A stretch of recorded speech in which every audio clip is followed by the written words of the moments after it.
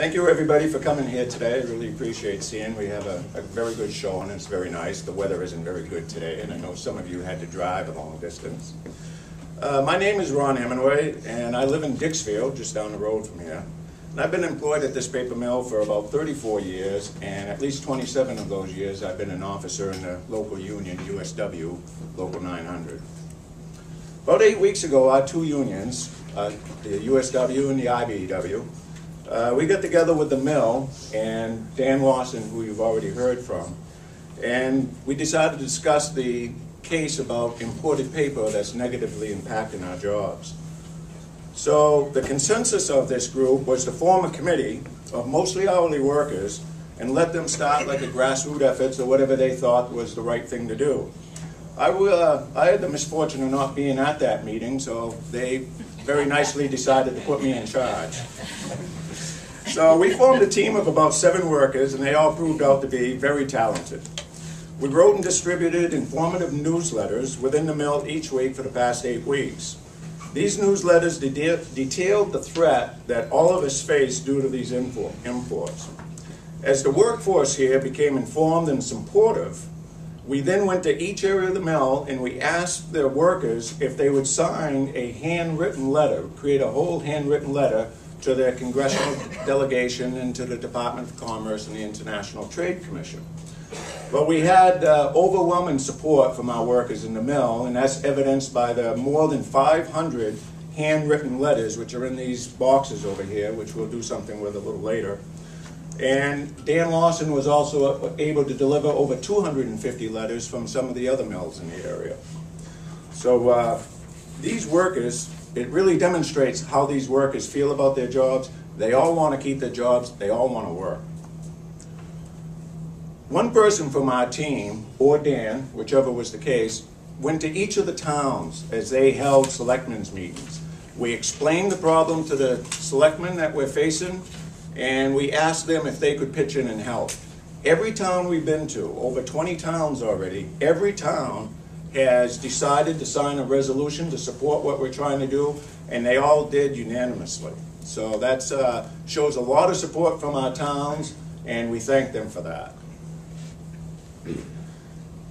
Dan and this team, who we called the Dumping Angels, some of the guys on the team didn't really care for that name very much, but it did bring some recognition.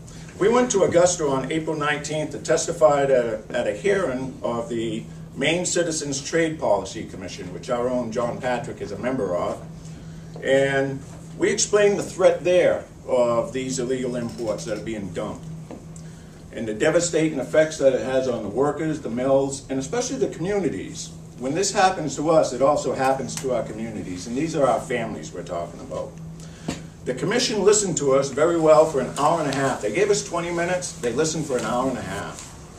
And they voted unanimously to sign a petition of their own, a resolution, and they decided above what we asked them to do to also send a letter to the governor and to the Trade Commission.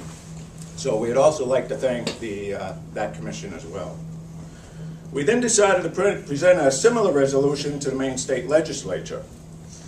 Senate President Libby Mitchell jumped right in. We'd like to thank her for her support, and she said she'll lend us a hand.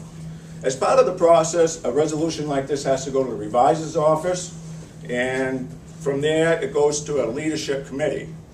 And at the leadership committee, Senate President Libby Mitchell and House Speaker Hannah Pingree pitched in to give this resolution a push. And it went through that committee 100% to bring it to the floor of the House and the Senate to see what they could do with it.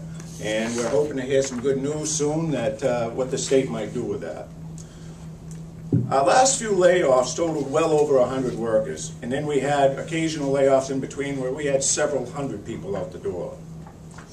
Now each time this happened, our mill qualified for TAA, TRA benefits.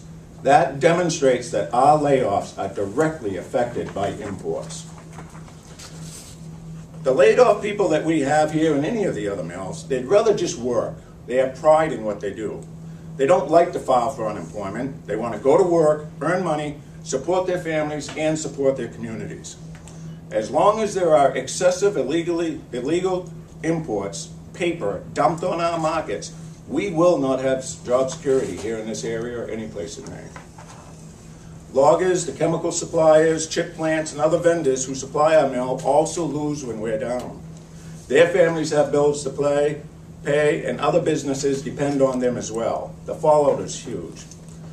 One of our members was recently laid off for nearly a year. He had to let his insurance lapse because of the high cost of the premiums, of course. During this time, he became ill, and then he became dependent on excessive and expensive medical procedure, which he has to have done several times per week. He started wondering if he'd be able to make his mortgage payments, buy groceries, utilities, car payment, and his other financial obligations just to support his family. Now think about this. He may never have been laid off if it wasn't for the illegal imports we had coming from China and Indonesia. He would not have been more healthy, but he would have had a better sense of peace of mind, and he would have had insurance still in place. In short, the workers and their families suffer, the community suffers, and the company suffers when we have cheap, imported, illegally subsidized paper dumped on our market. We're asking our government for support to help stop this practice. We need the United States to enforce trade laws, renegotiate others, impose tariffs or duties on illegal Chinese and Indonesian paper, and to protect the American families and the communities who all depend on these manufacturing facilities for their livelihoods. Treasury Secretary Tim Geithner has indicated that we may need to wait to enforce our trade laws with China because we need their help to prevent a nuclear Iran and North Korea. Well, I'm sorry, but Iran and North Korea are always going to be problems, and we just can't afford to wait. We need action now before we lose all of the American industry. Thank you very much for your time, and again, I'd really like to say thank you, Senator Mitchell. Thank you very much.